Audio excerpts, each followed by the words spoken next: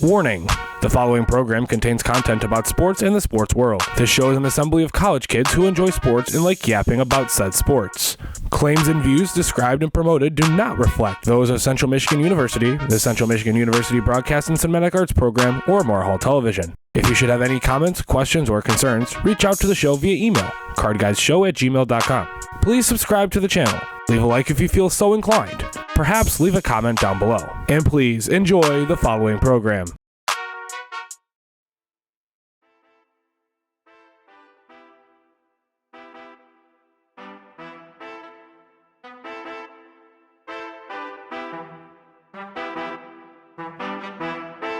You are listening to WMHW HD1 and HD2 Mount Pleasant, Mountain 91.5, a service of Central Michigan University School of Broadcast and Cinematic Arts.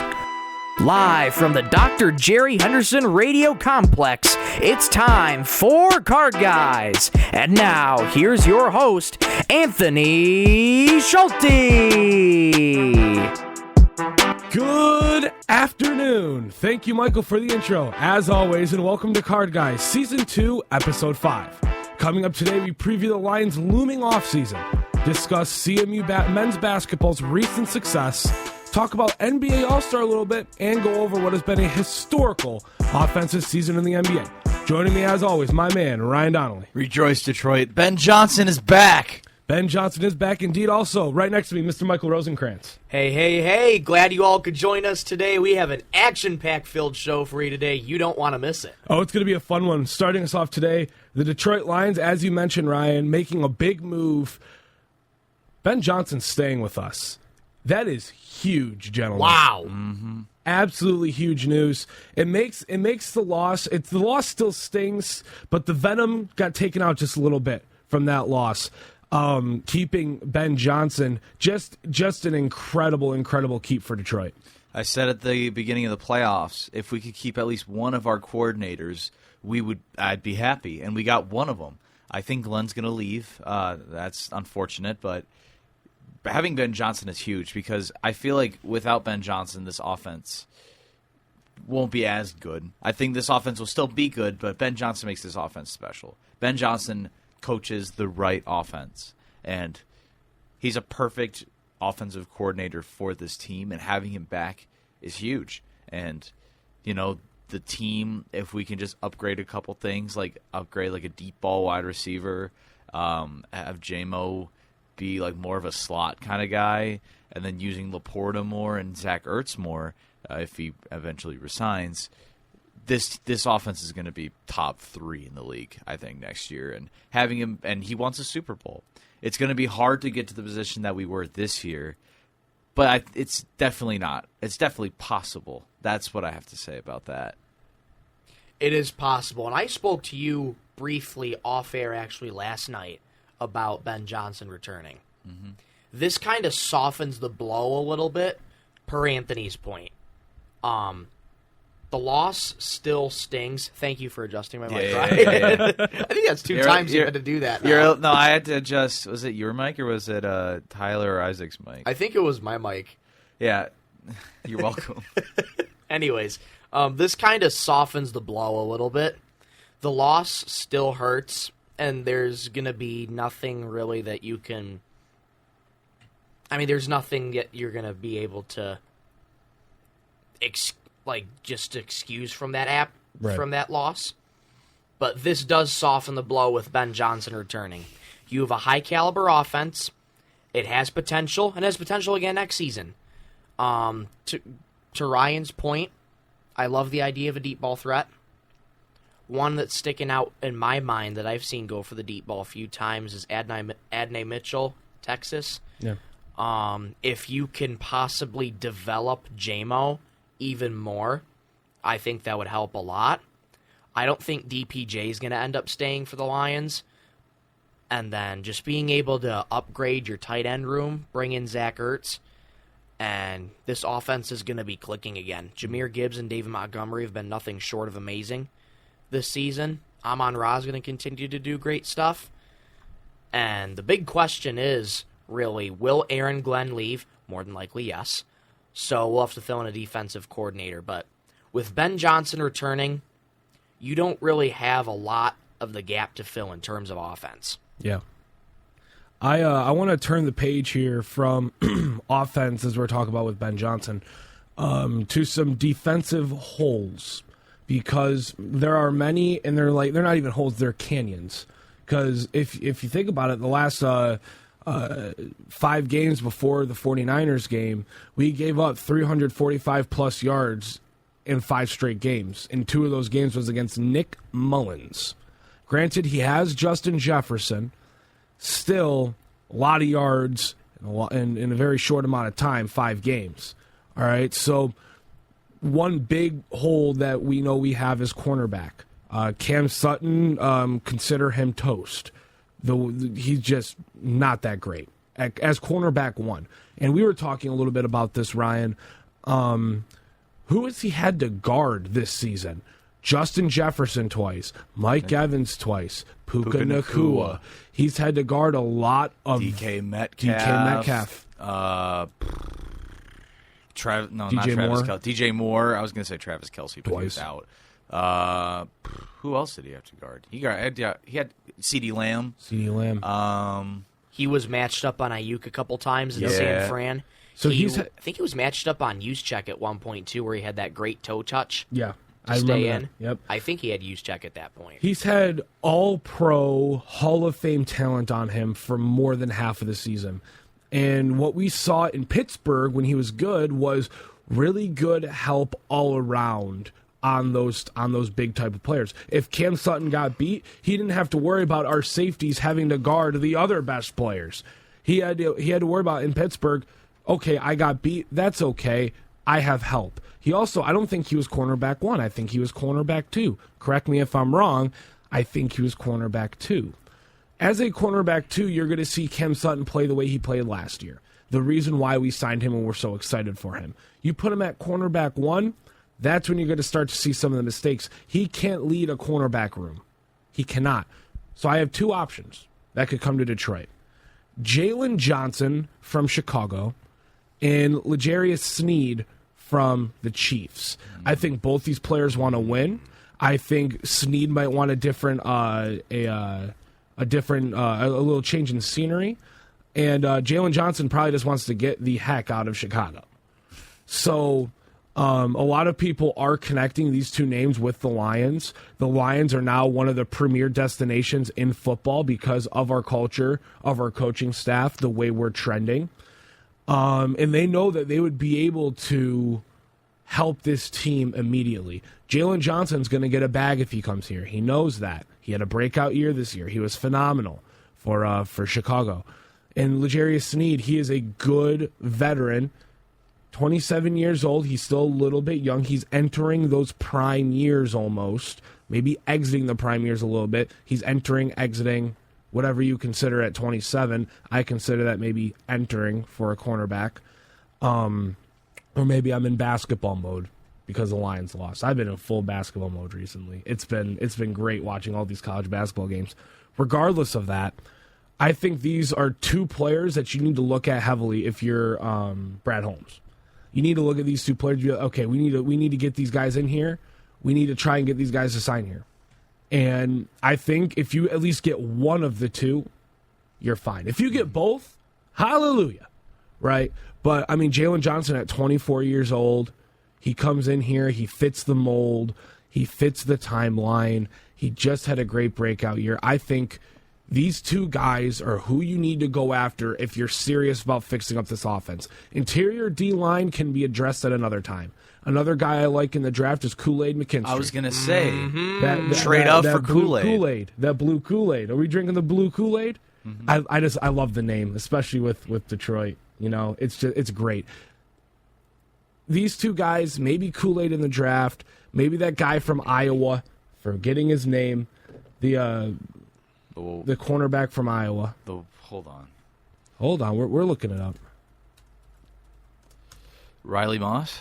No. Cooper DeJean. Cooper DeJean. Yeah. Cooper DeJean is also a name we're looking at in the draft. I think the draft should be focused in other ways than cornerback. I think cornerback needs to be a free agent acquisition. I think we move on from Emmanuel Mosley, we go into free agency, and we kind of re-roll the dice with free agency signings in the cornerback room. It's very rare that you see a draft class hit the way the last one hit for Brad Holmes. You don't often see two rookies in the Pro Bowl on the same team. That is very rare. It's very rare for rookies to make an instant Pro Bowl All-Pro impact the way almost 4 of our guys did, right? So going through the draft, while it seems, if last year happens again, this will be amazing. Last year's not going to happen again. It's just not. And if it does, I'll be wrong. I'll sit right here and I'll say I was wrong. It's probably not, though. It's very unlikely. That's why you need to go into free agency and pick up these veterans, pick up these guys that know how to play the game, that have been in the game for a little bit, and are also still a little youthful. Jalen Johnson at 24 years old. I think what Brad Holmes should do, I think take one corner from free agency and then take one from the draft. I rather would like not Cooper DeJean, Kool-Aid McKinstry. Yep. One, his name is cool, and I would 1,000% get a Kool-Aid McKinstry jersey. We are getting new jerseys, by the way. Yes, we I'm are. very That's excited. edition. But I really want Jalen Johnson. I was talking to my cousin about this, who's my roommate, Calvin Cousins, about Jalen Johnson. He's a beast. He's a stud, and he's 24. Like, he's played he has experience in this league, which we need at corner. And I really want him at that cornerback one spot. Kool-Aid McKinstry's name, by the way, is Gaquincy Kool-Aid McKinstry. I hope I'm pronouncing that right. I can't believe his real name is Kool-Aid. That's sweet. I think that's his nickname, but he goes by that. His first name is Gaquincy. Do you think Goodell will say Kool-Aid on draft night? Yeah, that's what he's known as. Yeah. That's what I mean. Like when you look up his name in the Alabama athletic directory, it's Kool-Aid. So I think that's just what he goes by. Mm-hmm. Like some people named Tyler will go by Ty, right? But their legal name is Tyler. But on all their documents, on all their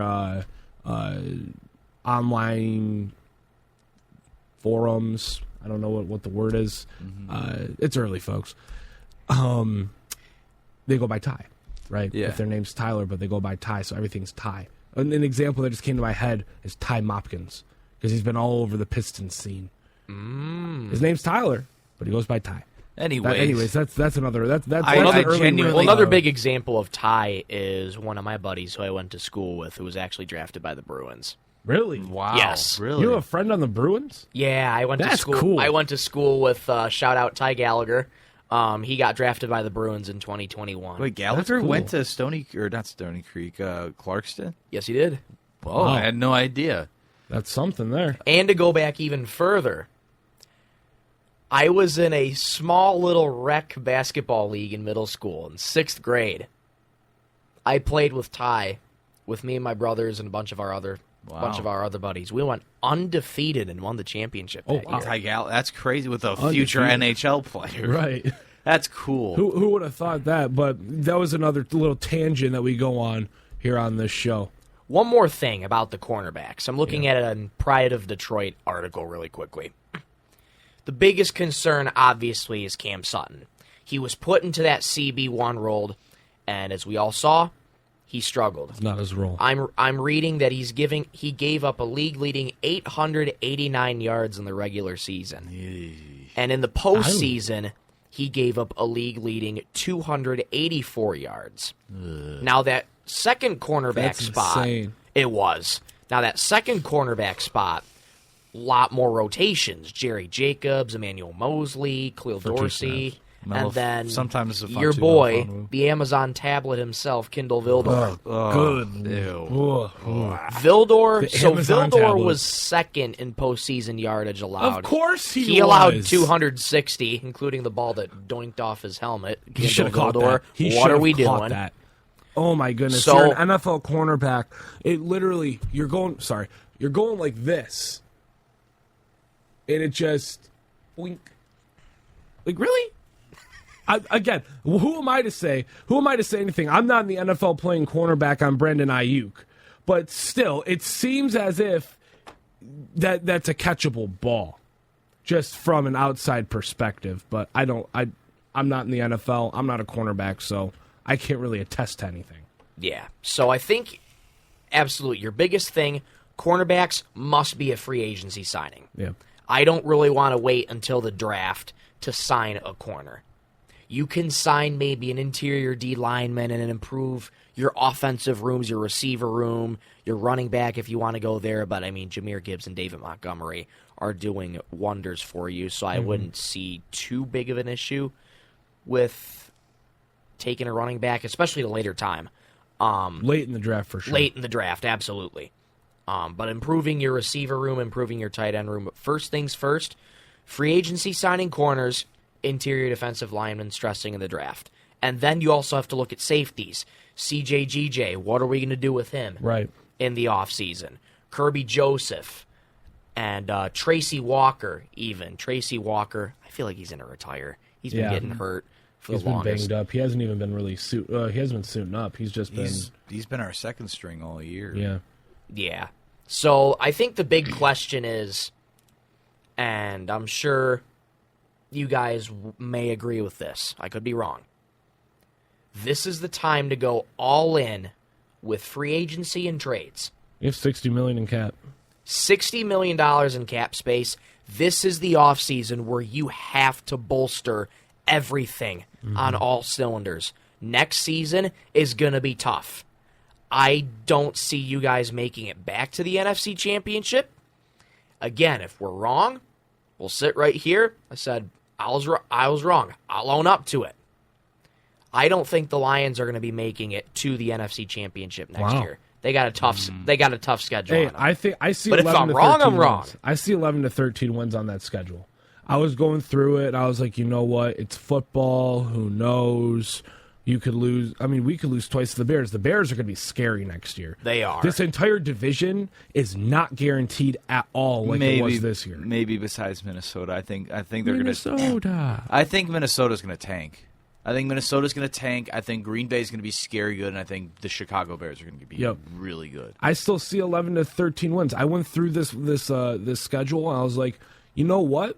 You look at it. By the way, if the 49ers win the Super Bowl, expect another Lions NFL kickoff Thursday night game.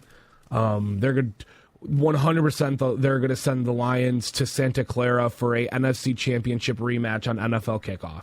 They're 100% going to do that, and they're going to make us watch that ceremony of the team that beat us if San Francisco wins. And you know what? I want that. I want to go into Santa Clara on NFL kickoff and be like, you know what? You guys beat us last year. Let's beat you this year. Let us show you how much we've improved. Take us lightly. No, because they'll be all focused on the championship. They're getting their rings. They're getting their banner, and we're gonna come out. We're gonna bite some kneecaps off. But I think you said we have to spend money.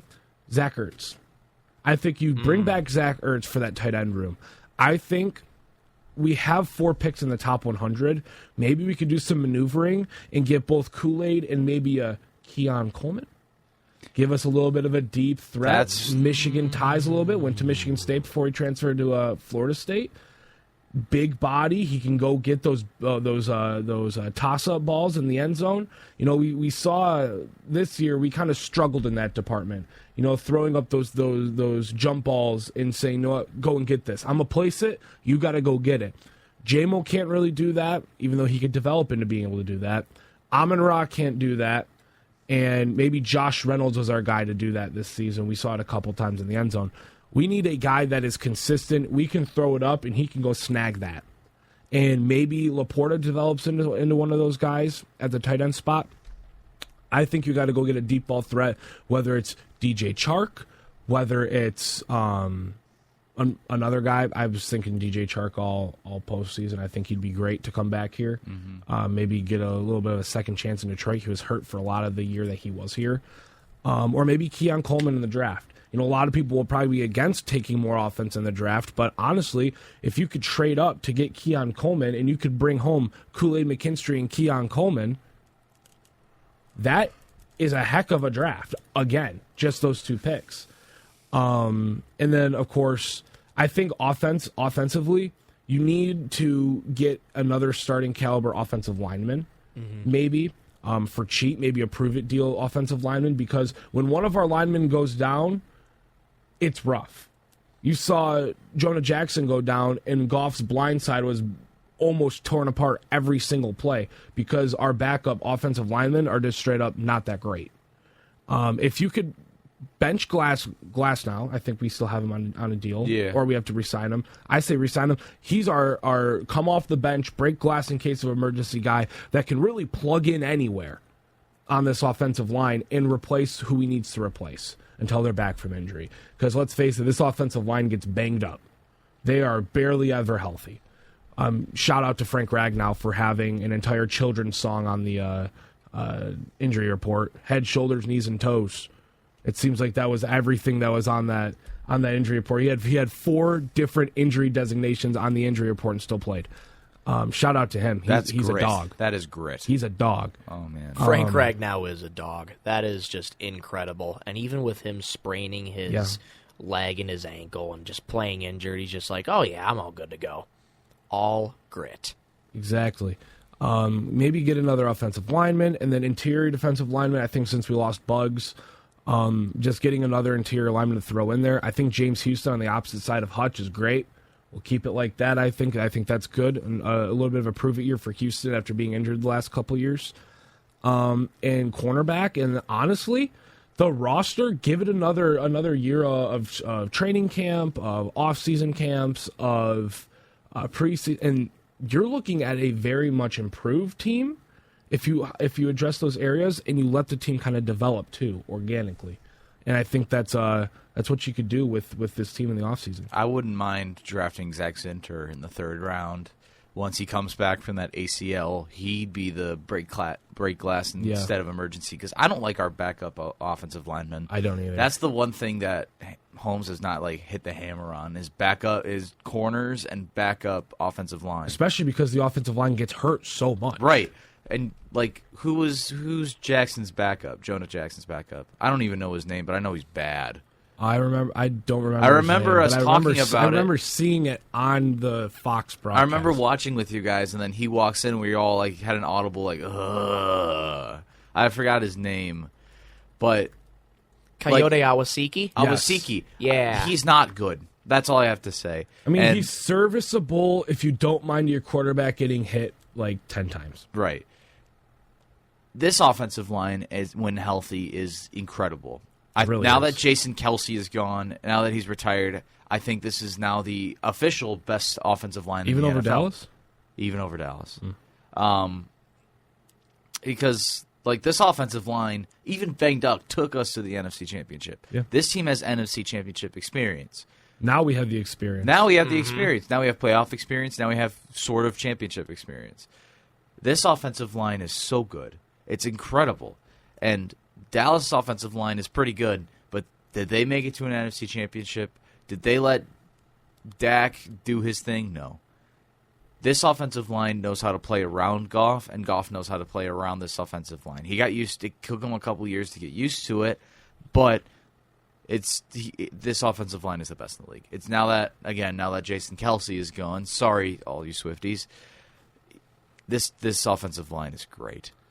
The Lions offseason, there's a lot of moves to be made, a lot of fireworks to be set off, and hopefully it's an interesting offseason. Detroit's hosting the draft. Let's see what Brad Holmes can do over the offseason. I'm going to try to be there. We're going to move on to Central Michigan basketball. We're going to move on to some college basketball here. Central Michigan, what a roll they're on. They started the season against Oklahoma, Florida State, Ohio State, and number 10 Creighton. Those are 4 teams that we had to play. Were we close with any of them? Ohio State for a half. Other than that, no. No, I mean Oklahoma for the first 5 minutes, and then they kind of broke free. And then after Creighton, we've only lost 3 times. We have been on a roll as of late. I think the worst loss of the season was UL Monroe. It has to be University of Louisiana Monroe. That's a team you should have beat. Hindsight, that win or that loss might come back to bite you when it comes to just overall record. Tony. But in the MAC, we're in third place. We're one game behind first place Akron. 7-2 in conference, 12-9 overall, as you can see on the bottom of your screen if you're watching on YouTube. Like I said, one game back. We're only behind Toledo and Akron. And we beat Toledo. We gave Toledo their only loss in conference. They're 8-1 in Akron. They lost to Miami of Ohio, who we beat. They are 8-1 in conference. The upcoming schedule for CMU is tough. You got Bowling Green, who just slid right under you in the standings. They're still a heck of a squad. Then you got Akron on the road. You only have to play them once, though, which let's be thankful for that. We only have to play them once. And then you have Bowling Green coming up a couple games after that. We play Old Dominion in that tournament that we're in. The SBC in the MAC, Yep. like Classic or whatever it's called. Yeah, So we it's play the Sun Belt Conference, Mid-American Conference and the Mid-American Sun Belt Conference Classic. Challenge. So we play Old Dominion in that, and then we play Western at home, and then we have Bowling Green at home, and then we close it out with some teams we can beat that we have beaten this season. Really, you got to get over this hurdle of Bowling Green, Akron, Old Dominion, Bowling Green. Those games. I think Western, it's toilet paper toss at the barn on Broomfield. It's going to be electric. I think we win that. But all those other games are up for grabs. And especially with these injuries from last night, and we'll get to that game in a minute. Pritchard, he went down with an injury. Marcus Harding, he went down with an injury. He did not return to the contest. And Paul McMillan was just hobbling towards the end. He was stumbling to the finish line in that one, but a heck of an effort from McMillan. He had 21, I'm pretty sure. He was perfect from the field last night. He was 9 for 9. He was incredible. Absolutely incredible coming in for Anthony Pritchard when he went down late in the second half. Last night's game was a double OT thriller. I was lucky enough to be there. You two gentlemen were on Inside Chippewa Hockey over on CCHN. Subscribe. So I was there. What an atmosphere, by the way. That place wasn't even full, and it felt full. It was a great atmosphere, and the home court advantage we have is second to none. Nobody wants to play here. Nobody wants to come to Central Michigan. The sixth-man band, the student section, it's great. One thing I saw yesterday was head coach Barbie. He was looking at the student section towards the end of the game, and this is what he was like. If you're on YouTube, you'll see him. He was like, he was trying to get the crowd hyped. The crowd was kind of like not into it towards second overtime. Everybody's tired. Everybody's limping to the finish line in this one. We played 10 extra minutes of basketball, and he's looking at the student section. They're about to shoot important free throws. Like this was going to tie the game or take the lead. And he was like, what is the student section doing? Get up, get loud. Everybody come on. Like he was looking all around the same. Everybody cheer. And they missed a ton of late game free throws that basically won us the game, in my opinion. We tried to lose. Northern Illinois is not that great. They're 0-8 in conference, 6-14 overall. They're on like what's their losing streak right now? Their losing streak is something nasty. Their losing streak is a lot. Piston-esque. It looks to be about 10 now. 10-game losing streak for Northern Illinois. And we came into this game, and I think we took them for granted.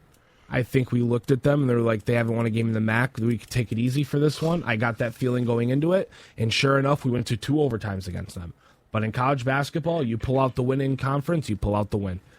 And it was very impressive performance down the stretch. Like I said, Paul McMillan, give him his flowers.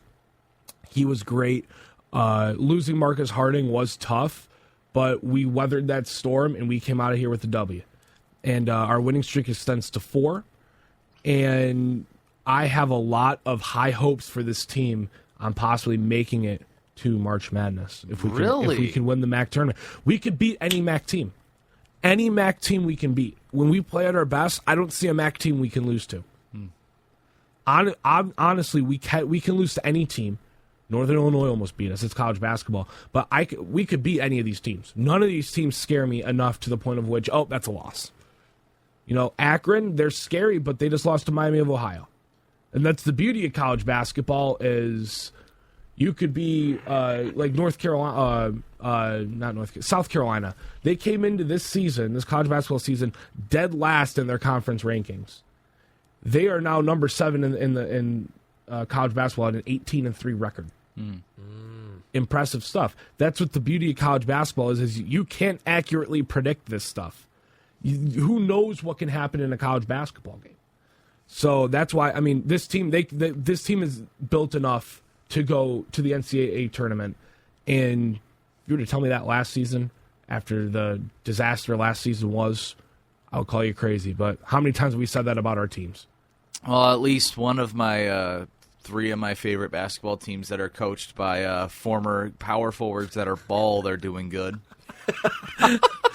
All 3 of our teams are my are 3 like that, teams: the Detroit Pistons, Michigan basketball, who blew it.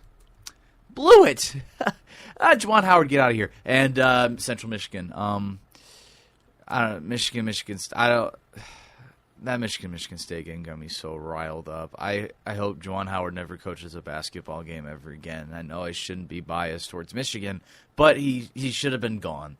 And our athletic director got fired because he let Harbaugh walk, and he let our athletic training guy walk, and he kept Juwan Howard, and he's our worst out of the 4 big sports teams that we had. But enough about Michigan. Sorry that I went on my Michigan tangent.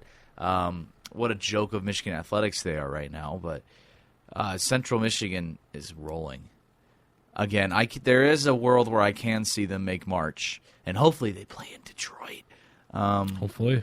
That would be fun. That'd be fun, and I would definitely make the drive down to watch them go to the tournament. But again, there is not a team where I could see them lose, and this Central team is going to be scary. And you saw when Pritchard went down, they just kept going up. And Tony Barbie, despite the record last year, you're not perfect on your first year. That stays the same with like a guy like Monty Williams, who now is starting to get the hang of this team, and we're winning games. But Michigan hasn't, and Juwan Howard's been the coach for 5 years. But Tony Barbie is learning this team, and this team is learning through Tony Barbie, and that's why they're succeeding now, which is perfect. They could go deep in this MAC tournament. Will I see them winning? I don't think so. But this is one of those like dark horse, scary teams to look out for. Not only in the MAC, but in the NCAA, I think. I was just looking on Google here. Our head coach, Tony Barbie, he was on the University of Kentucky staff. He was. So he was a former player at UMass too. His experience is great for us, and we're seeing it here. He's been a heck of a coach this season. He's been great with these guys. He's been great with these guys this season, and just this Central Michigan team is extremely impressive to watch. They really are, Anthony. Central Michigan has only lost to 2 Mid-American Conference opponents, Ohio and Buffalo, which, with all due respect, in my mind, you should have won both of those games. Buffalo and Ohio aren't really that good. And kind of the same last night. I mean, NIU, even though their record shows that they're not good, I mean, on paper, this team was with Central Michigan all the way. The Barn on Broomfield is now becoming a sleeper of a venue to play at. When you get that place packed, it's an electric environment. Coach Barbie knows what to do and how to get the crowd into it. The 6-man band is great. That whole environment in there, I just can't speak highly enough about that environment in the Barn on Broomfield. When you get that place packed, it becomes a scary venue to play at, and I think it really can be a sleeper venue to play at in the Mid-American Conference. You got places like Cameron Indoor and Duke. You got the Rupp at Kentucky. You got Breslin and Michigan State. Elite teams play at elite barns. Like, you look at like a team like the Duke Dynasty or a team like Kentucky. They all have crowds where they're extremely loud. And that's that's why they win so many games. It's because of home court advantage and good coaching and good history. But, man, this Central team, that barn on Broomfield rocks. For men's and for women's, too. That game against Western was rocking. And the Broom on Barnfield is just unbelievable. Fans, y'all got to get louder for Western. You guys got to get... Is everything all right? We got to clip that. The Broom on Barnfield. The Broom on Barnfield? Did I say the Broom on Barn? The barn on Broomfield. We'll put a timestamp in the video. Somebody in the comments put a timestamp in the video to the Broom on Barnfield. We apologize to anybody watching on YouTube. Our setup for our camera has failed us for the first time this season. The camera fell off of our makeshift tripod. And if I don't know what I'm going to do when we're editing this thing to cover that up, but the camera did fall. We're going to push through. If you noticed either on the radio or on here, if you notice everybody was kind of just like, what's going on? And we're trying to talk through this.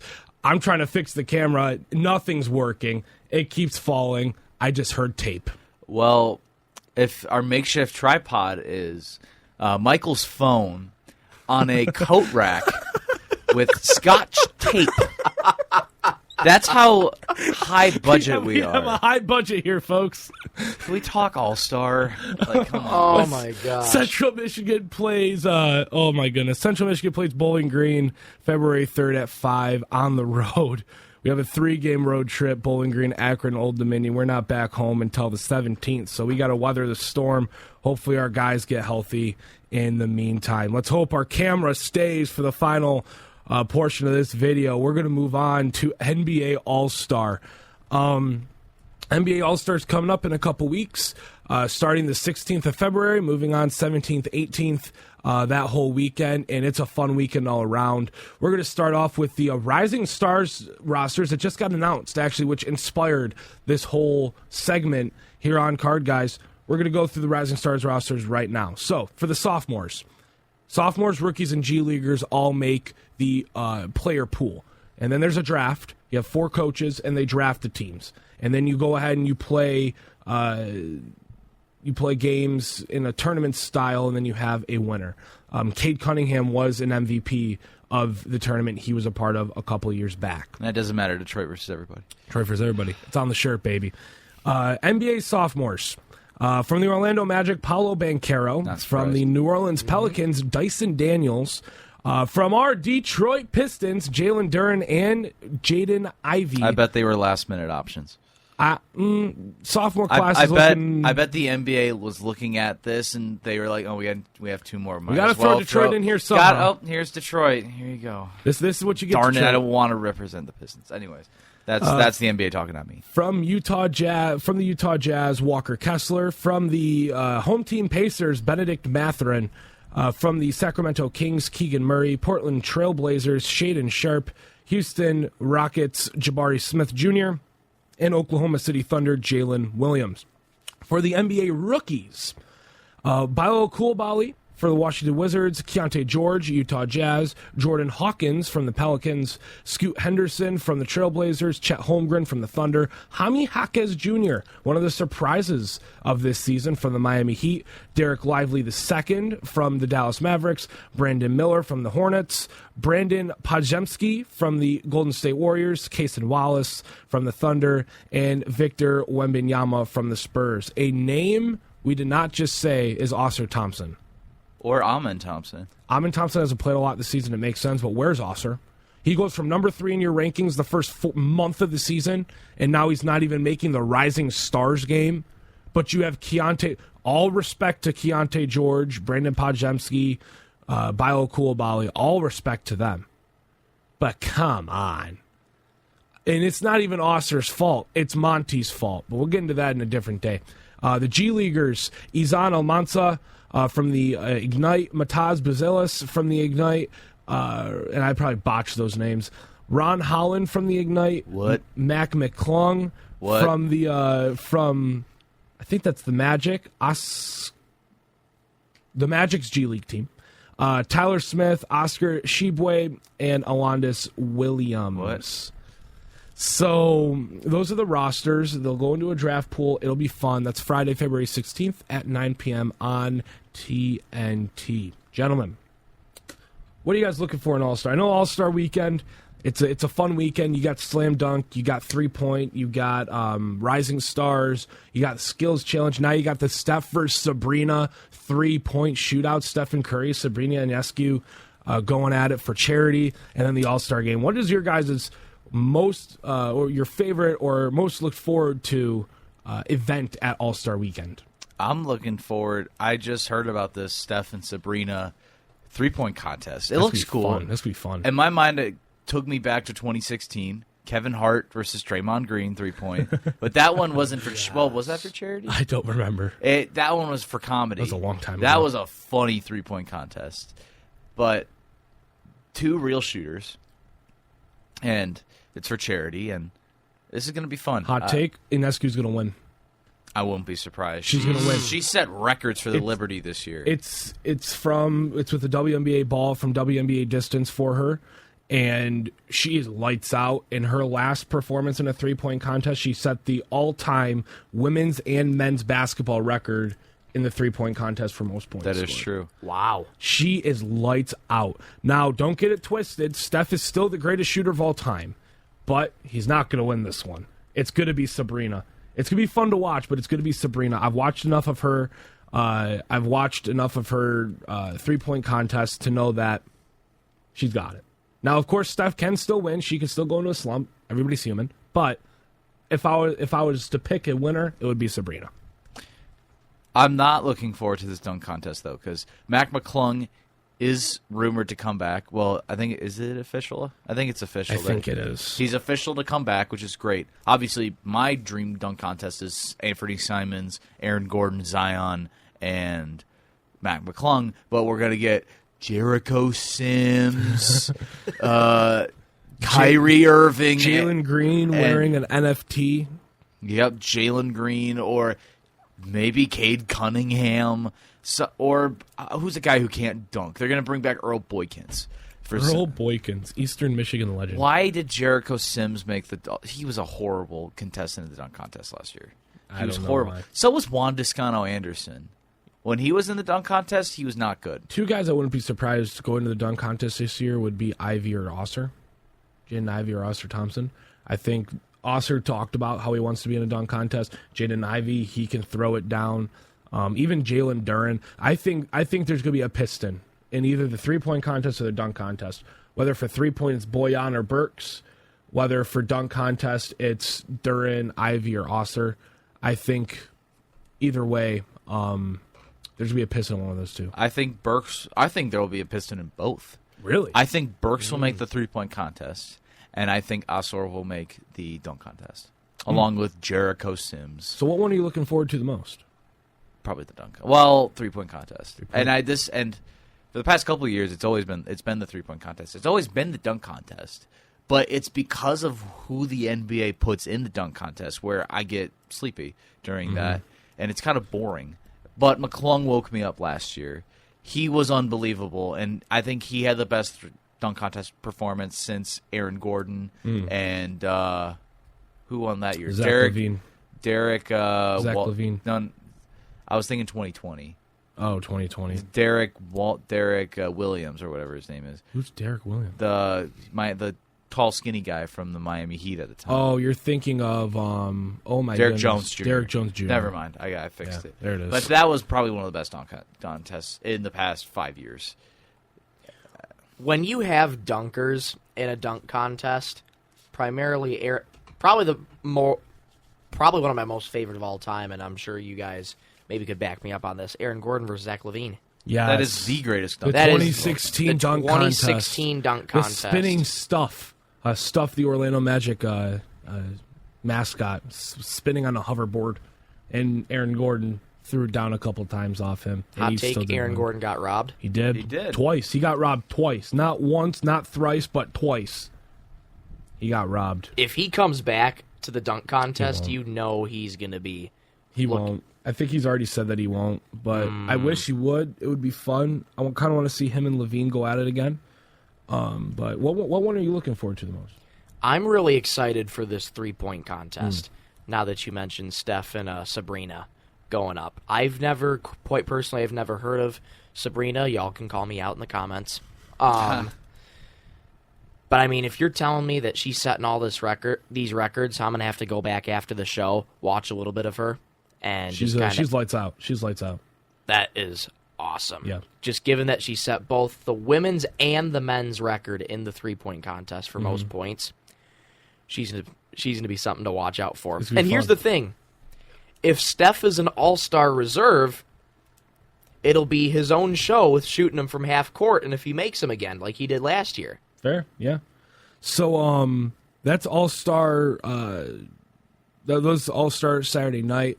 We're going to go over the all-star starters now. On your screen, if you're watching on YouTube, you'll see them. For the East, Damian Lillard.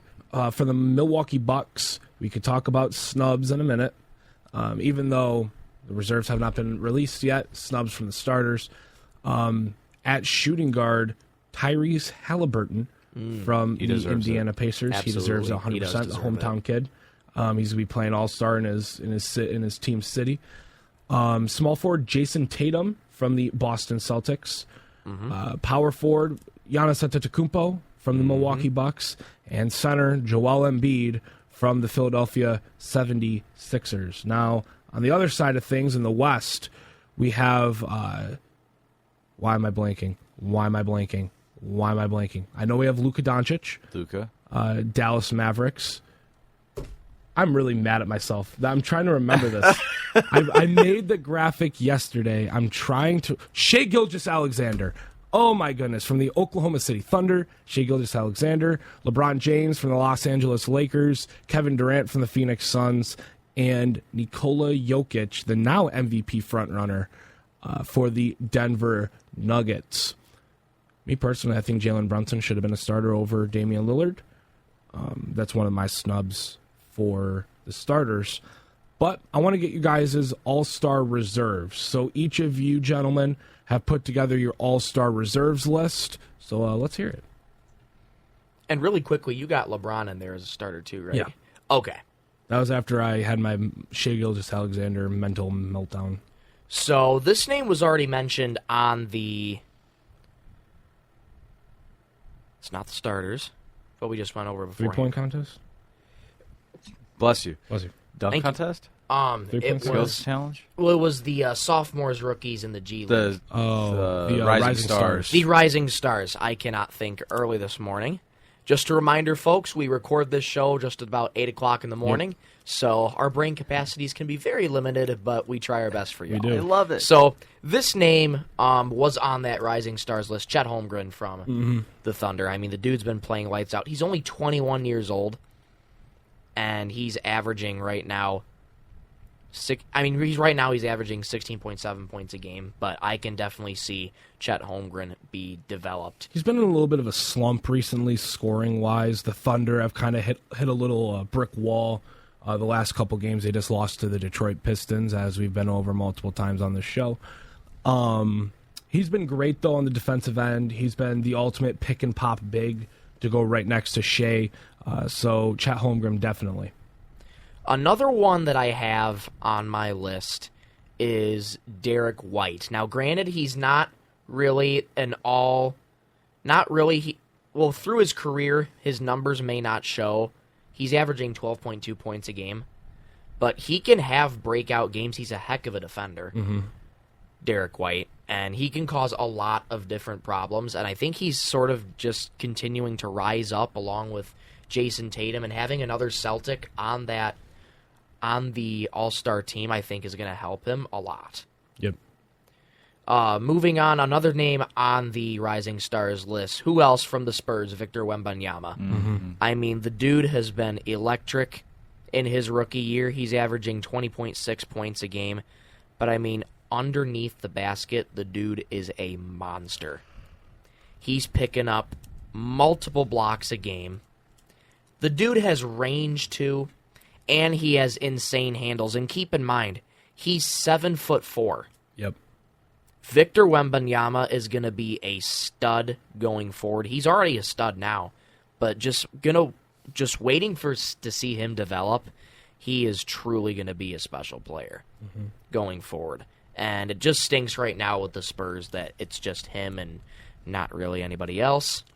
Yep, him, Keldon Johnson, Devin Vassell, Jeremy Sohan, Trey Jones, Zach Collins, and then it all kind of falls off a cliff. Cedi Osman. Yeah, Cedi Osman, yep. Next on the list, another one on the Rising Stars, Paolo Banchero from the Magic. He's a stud at Duke. He's averaging 21.2 points a game in his career right now. At times he can have good games, and sometimes he doesn't really shoot as well from the field. He's an okay rebounder. His range from 3-point is not bad as well. He's been getting a decent amount of minutes. He's averaging 34.2 minutes per game right now in his career. But I think Paolo Banchero is just another name to watch out for. I mean, he had a great career at Duke, and he's going to be quite a staple here, I think, for the Magic. I mean, he's only 21, another very, very young player that definitely can be developed. Going forward, after Paolo, I have somebody from Utah, one of their top scorers, Lauri Markkanen. Lauri Markkanen came up clutch in the Pistons when they unfortunately lost 154-148. Another game that your Pistons should have won, but that's besides the point. Yep. Lauri Markkanen has been incredible for Utah. Just his recent performance against the Hornets, he was 12 of 18 from the field, 7 of 12 from 3. Now, granted, over his career, he's only averaging 17.9 points a game. This regular season, averaging 23.5. And I think that number sticks out a lot more than his career. He's got the height. He's a great rebounder. His assists, I feel like his assists can sometimes somewhat be lacking, but he's got the height, he's got the range to go underneath, crash the boards, and get a putback, and he also has the range from 3. So I'm really excited to see what Lauri Markkanen could do in the All-Star series. Another one I have is from the Clippers, PG-13, Paul George. Paul George, I feel like, has been on a recent surge with the Clippers, and just listening to little snippets on social media from their radio voice, Carlo Jimenez. Shout out him. Shout out Carlo. Shout out Carlo. That dude's an absolute stud, I tell you. I love listening to him. He's awesome. He's great. Paul George, he's been doing pretty well lately for the Clippers. I mean, in all of his recent games, he's had double-digit performances. Most notably, 37 against the Grizzlies back on January 12th, and 38 points against the Thunder. And kind of lately, he's kind of been in a slump. It's been 12, 17, 21, 17, and 13. But he can still have those moments where he scores a lot of points and gets those wide-open looks. So I really think that Paul George will be a good addition to the All-Star series. This next one was a little bit tough for me. And you might have saw it in my list. I had a question mark by it. Jalen Williams. Another player for the Thunder. That's a good one. Good one. Ooh. I think he definitely has the potential in this All-Star series. I'm excited to see what Jalen Williams can do. Next one for the Minnesota Timberwolves, we're talking about a guy who put up a big 6'2" on his point tally. That's Karl-Anthony Towns. Yep. I mean, how can you not after his recent performances and just being a great all-around player? And he's got the height. He's a great rebounder. They call him Big Purr. Yep. That is a great nickname that is disgusting. for Karl-Anthony Towns. I'm really excited to see what he can do in the All-Star game. He'll be a great addition. Steph Curry. I think it kind of goes without saying. I really expect Steph Curry to be back in the All-Star game, taking shots from half-court range and putting on a show for all the fans there. And he'll be interesting to watch in the three-point contest. But, Steph, you got some hot competition with Sabrina. You really do. Tyrese Maxey. I love that one, yep. is next. Tyrese Maxey is a rising star with 76ers. It just goes to show that it's not all Joel Embiid. Tyrese Maxey is continuing to rise up that list in the 76ers, and I think he's just going to be great. He's going to have great chemistry with Joel Embiid for sure. That's true. Next is Donovan Mitchell out of Cleveland. Spider. He had a great career at Utah, and he's still continuing to just light it up on the court every night. And Pistons fans, just watch out for Donovan Mitchell. Pistons. We got to play. We play him tonight. We get to play Donovan Mitchell. Darius Garland's coming back from injury, and Evan Mobley's back, along with Jared Allen. Geez. Well, that's good with fantasy for me. I can finally start him. Yep. That'll be fun. But Donovan Mitchell, I think, will be another good addition.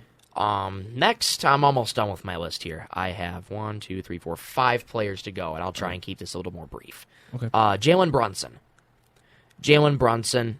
He's been having a heck of a series with the New York Knicks, coming off of 2 32-point games to the Heat and Hornets, respectively, and most recently last night against the Jazz, 29 points in 38 minutes. Jalen Brunson is, again, another great veteran. He's kind of getting to his prime years. He's 27, drafted in 2018 by Dallas, but he's a heck of a scorer. I think he's going to do very, very well on the All-Star squad. Trae Young for Atlanta. This one was a little bit tough for me, but I still think Trae Young is a fairly decent pick. He's a heck of a scorer. Rebounds are somewhat lacking, but he knows how to pass the ball and get those assists. He's not the good rebounder, but he can score and he can get assists. He's averaging 27 points in the regular season right now. He's going to be good for this lineup. Next one is the Heat. Bam Adebayo. Good. Bam Adebayo. I remember his name coming up lately with the Heat, especially in our conversations we've had in the show. He's been kind of in a slump with points lately, 19, 12, and 8 points. He knows how to get assists occasionally, but he's a heck of a rebounder. Oh, yeah. He's a heck of a rebounder. He's great down low. And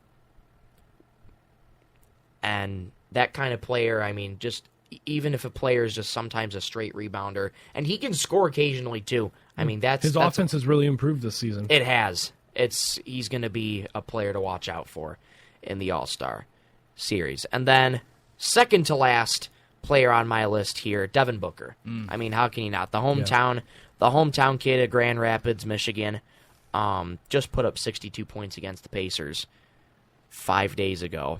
Yep. And then proceeded to drop 44 2 days later against the Magic and 22 a day later against the Heat. I mean, how can you not love the recent success that Devin Booker's had? And I think he's really just going to go off in this All-Star game. Yeah. And I'm really excited to watch Devin Booker. And finally, last but not least, another player from the Minnesota Timberwolves, Anthony Edwards. Good. Anthony Edwards, rising star. He's only 22. But he's putting up points on the board. Yep. He already, in his 3 years in the NBA, he's averaging just about 22.5 points over his 3 years. Almost gets averaging right now in the regular season just about 26 points a game. Coming off 24, 32, and 27 points to the Nets, Spurs, and Thunder, respectively. He knows how to pass the ball. His rebounding game, he has good games with rebounding, and sometimes he doesn't. But again, Anthony Edwards, I think, is just another rising player to watch out for in the All-Star game, and I think he's going to be great going forward. But anyways, that's my list. Kind of ran a little long there. My apologies. You're good. No, you're good. But I'm going to keep mine short and sweet. Sure. For the East, I have Brunson, Maxey, White, and Mitchell. Kind of the same as you as my guards. My forwards, Jaylen Brown. Can't forget Jaylen Brown. He's been incredible this season. Paolo Banchero, Bam Adebayo, and Julius Randle. Whoa. He's injured right now, so he might make it, and then they might put somebody else in for him. But Julius Randle's been really good this season. I like what I've seen out of him. The Knicks aren't the Knicks without Randle. He's had his moments to start off the season. He wasn't that great to start the season, but he's really closed this first half of the season hot. All-Star Reserves West guards Curry, Anthony Edwards, Devin Booker, Kyrie Irving having statistically one of his best seasons of his career. And then at forward, Anthony Davis, Lauri Markkanen, Kawhi Leonard, and Domantas Sabonis. Sabonis has been having a great season, especially a lot of 2020 games, a lot of great performances from Sabonis. So that's what I have for mine. Ryan, what about you? Well, there's maybe two players that I have different from your list, and those two players are Scotty Barnes. Did you mention Scotty Barnes? No, I did not. Scotty Barnes and De'Aaron Fox. Those are the two players that I have that are different. I don't have Lauri Markkanen on my list, and I don't have Paul George on my list. I have at my one guard, I have a guy that should have started, Jalen Brunson. At my two guard, I got Scotty Barnes. Bro's probably going to be in the running for most improved. Starting small forward, I have Jaylen Brown. Starting power forward, Paolo Banchero. And starting center, or reserve center, I got Bam Adebayo. And then my three bench guys are Tyrese Maxey, probably going to win most improved. Pascal Siakam from the Indiana Pacers. Although they haven't been winning a lot, he hasn't gotten used to Rick Carlisle's system yet. He's averaging 22.6 and 4 on 52% field goal percentage. I think that's pretty good, and I think that's all-star numbers. And when he gets used to Halliburton, that's going to be a very deadly duo. And then Donovan Mitchell in my last spot. Moving on to the West, I do have Steph Curry, 27, 4, and 5.